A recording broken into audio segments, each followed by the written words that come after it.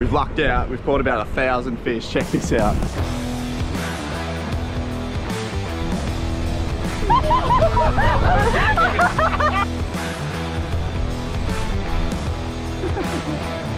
Going to a spot called Thursday Island.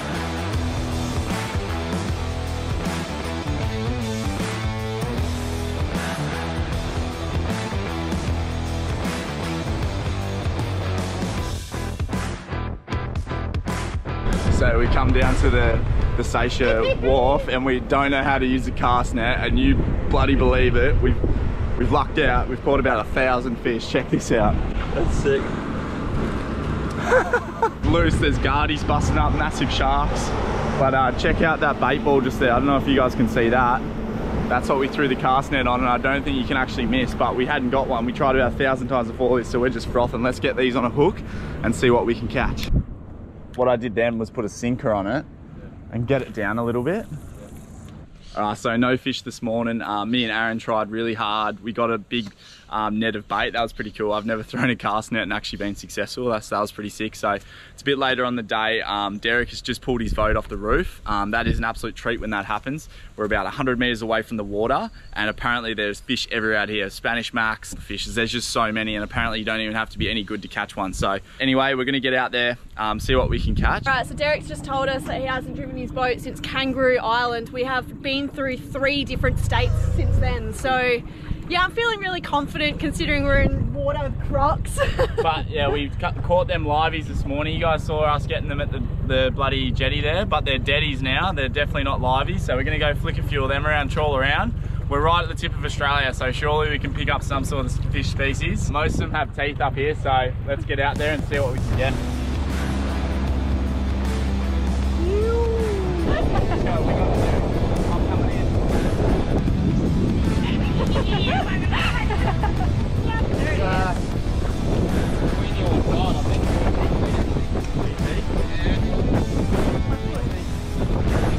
Sarah, lean over the other side of the boat. Got him.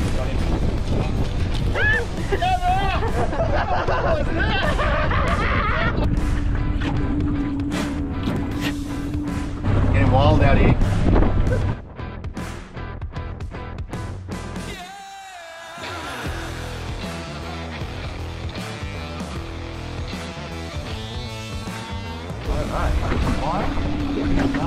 Seaweed. Oh, Derek.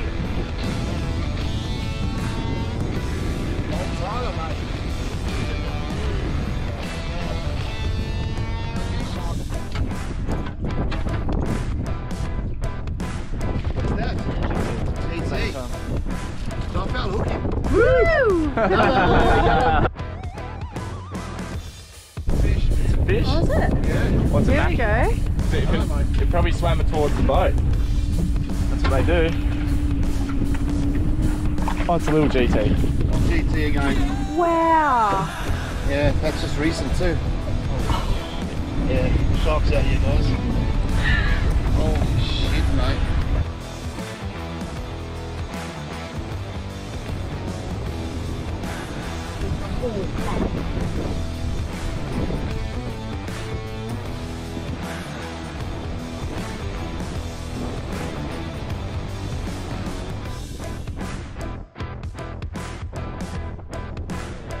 So you're probably wondering, did me and Sarah even have a line in the water? Derek was pulling fish out left, right and center. I've never seen someone pull fish out of the ocean as quick as Derek did this day. We had no chance at all. But what happens next, I still can't get my head around.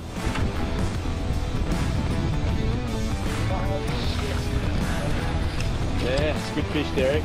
Oh, look at that. Look at that.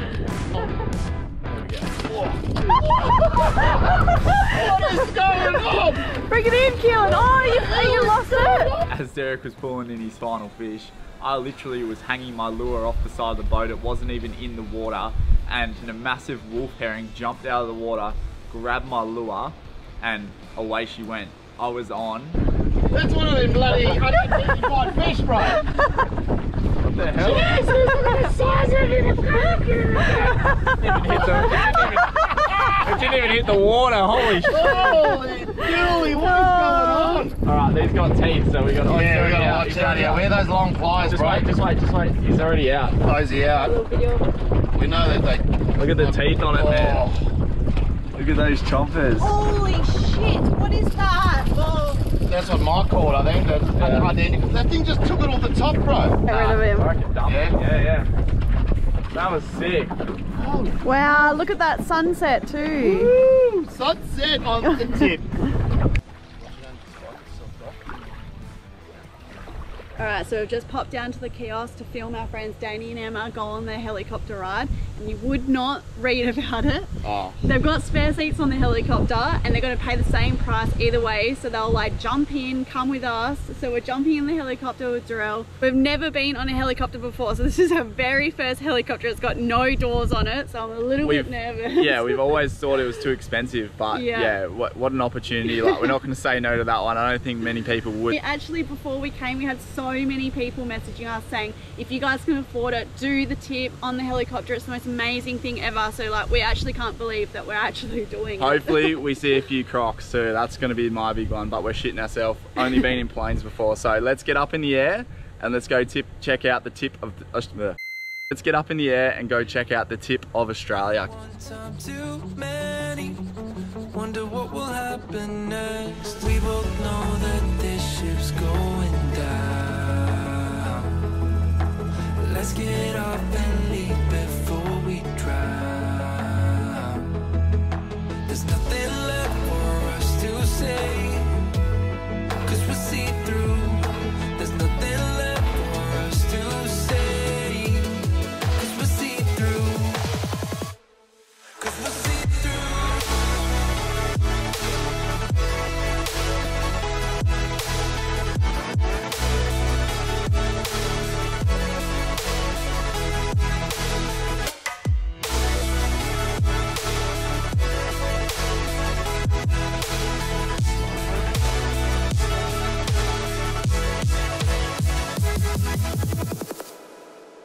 We promised that nothing would break us, that we'd always find a way. All was said and dust had settled. Something didn't feel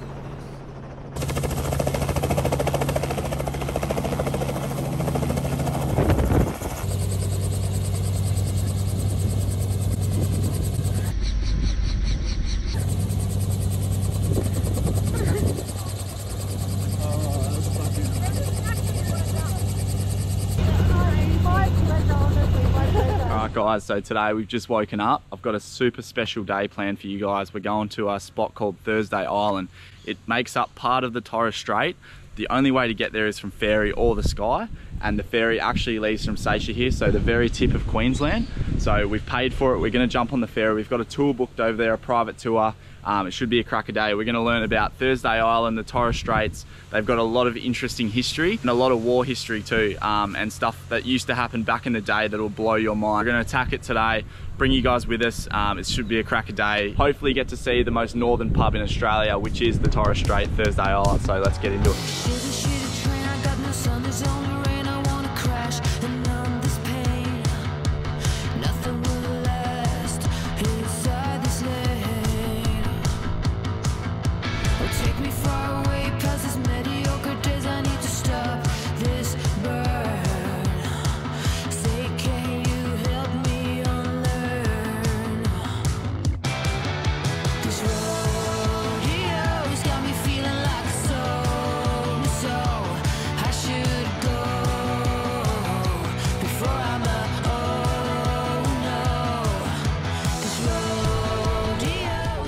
And yeah, it becomes a pearl. There you go. One in about apparently 2,000 to 3,000 shell will have them for the world. I'll look after you. So like most things, history starts in cemeteries. All the white posts you see are actually just Japanese pearl divers. They don't know who they are. They just know that they're Japanese pearl divers. So a lot of the graves here, we don't actually know who's buried in this cemetery, but the pearl divers are actually represented with just a standard wooden post.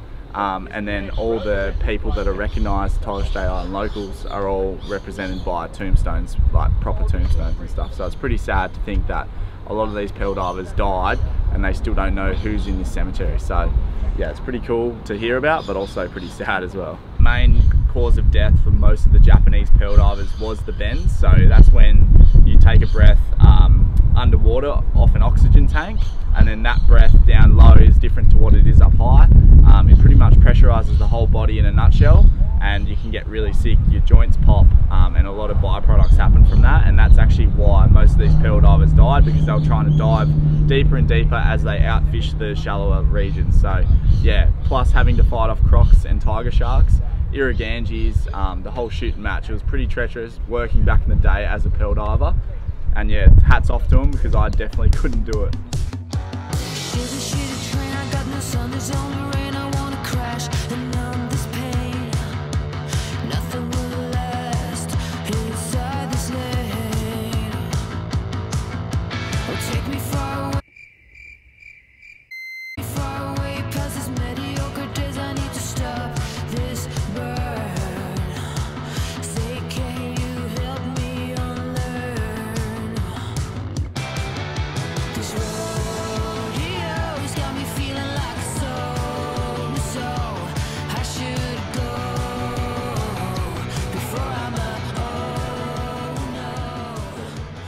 Here that the Torres Strait Islanders actually didn't recognise themselves as like a collective group or a nation until European settlement, which is really interesting. But before the Europeans came here, their main use of weapon was the spear and the boomerang. So they'd use that for pretty much payback, revenge, and literally all of their warfare was through these weapons. It wasn't until the Europeans came that they brought the guns and explosives, but this is their costumes that they used to wear. Imagine that running at you. That's scary as. And it's right on that hill that this was taken, obviously with the islands. And you got Wednesday Island in the background there, so that's pretty cool. And they would kill any foreigners or strangers to the area, so people who arrived by sea were killed or beheaded with these weapons. Doesn't matter if you're a good bloke, they'd kill you. So this whole bunker was set up to defend against the Russians, because there was a real Russian threat, and they were actually using the big cannons on the roof to fire, to test fire and target practice at Wednesday Island. So they obviously thought that it was a real threat and it was actually going to happen.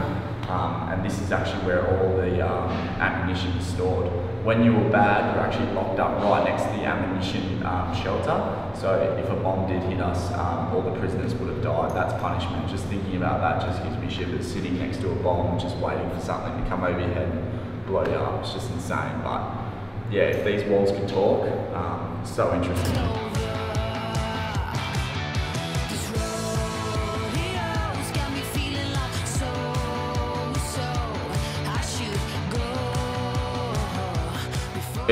Change of plans. We were meant to go to Horn Island, which is the neighbour of Thursday Island, but there's a wedding happening, and the ferries go across are not available today because everyone's getting ferried to and from. So we've ended up at the pub, which is good with us because we are dead set hungry. There should be a good feed here, and maybe a few pots of beer if we're lucky. So yeah, so we're not going to Horn Island anymore. We just did Thursday today, and we're going to head back to Cape York very soon. But so cool to get over to the Torres Straits. Definitely come over and have a look. Just don't come on a wedding day. Trip will get cancelled. Bloody beautiful day on Thursday Island. It doesn't get much better than this. As you can see, the sun's out, the wind's down. Probably going to go put the tinny in, go for a fish, you know. Let's go.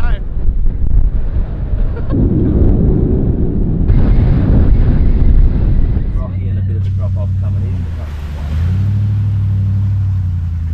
So we made it back from the tour yesterday. It was a nice tour, but we definitely wanted to see Horn, but we'll be back to see that. It's just unlucky for us. Well, maybe. You can come back to Cape York, I'm not going. But we'll see it one day, I'm sure. But Torres Straits was sick. We were only 50 nautical miles off Papua New Guinea or something like that anyway, so pretty cool. 89, wasn't it? I don't know. Anyway, doesn't matter. But yeah, we're in the back of a different car today, and you can probably know what car it is after you hear the sound of it. We're in the back of the Y62 because we just put a new alternator in Persean. We weren't chancing it again on a few more river crossings up to the tip. So that's where we're going today. We're going to the tip of Australia. Percy's not making it. As far as you can literally get north, and yeah, we're pretty close to Papua New Guinea still, and you can definitely tell we're in a rainforest right now. But yeah, we thought we'd let you guys know while we're not riding in Perth, and we're in the patrol, so we're getting treated today. We've got the fishing rods, so hopefully we can catch a fish. But I know one thing for sure, we're getting a bloody photo of that sign, and I'm gonna kiss the thing because Cape York has been absolutely brutal this year. So. So we're at the Croc Tent. This one's a must do if you're coming to Cape York. It's right on the tip. Come in here, spend a bit of money. You might not ever wear the shirt again, but I guarantee you're going to get a laugh out of this joint. So let's go in and have a look what they got to offer.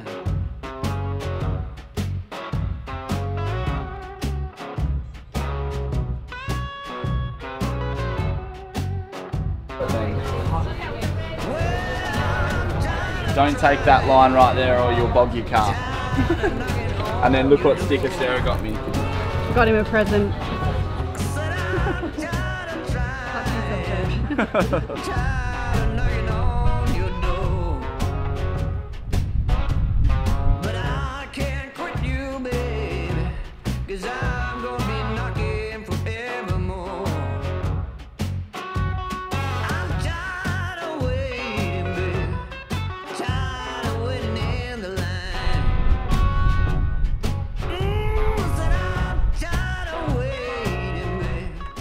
How do you feel? You've made it to the tip. Mate, it feels good. It tastes sweeter than the sweetest Fanta / fire engine you've ever ordered at the pub, Brad. It tastes that good. Just to be at this little sign, it means so much when you come so far and you break so much shit on your car. It just means the world. I mean, what do you reckon, Sarah? Pretty happy. Yeah. Pretty happy to finally be here. Would you say that it's not about the destination, it's more about the journey and the people you meet along the way? Yeah. I would say that if I wasn't a full-on cliche hipster, but yes, it is about the journey and not too much about the destination. So couldn't thank everyone enough that helped us get here. Everyone that's helped us with maintenance, keeping Percy running with the alternator. To wrap this up, I'd like to thank a big line waiting. I'd like to thank my mum, my dad, my footy coach, Steve, Steve, just the whole shooting match. Yeah, thanks for having us, and we'll be back. What about Buck? How sick was that? We eventually made it to the tip. We got there in the end. It was a hell of an adventure. I'd like to thank all the families that we travelled with. You guys are absolute legends, and you are our family away from home. So yeah, I'd like to thank you guys. Also, quick update, we have got Percy the Prado back to WA, and I have to regretfully say that we have sold the vehicle, and we have massive news coming for you guys. I'm pretty sure you already know what it is. Yeah, it's going to be super exciting times coming up. So the plan from here is to actually fly back to Victoria, and yeah, we've got a new caravan coming which we're going to build, bringing you guys along for that one as well, through the design stages, explaining why we're doing certain things and heading in a bit of a different direction with the channel. So it's super exciting stuff. You can let us know your favorite episode of the Cape York series. Had amazing feedback about it, and we can't thank you guys enough for the comments, the likes and the support. So if you did enjoy it, subscribe, and we'll see you guys next time.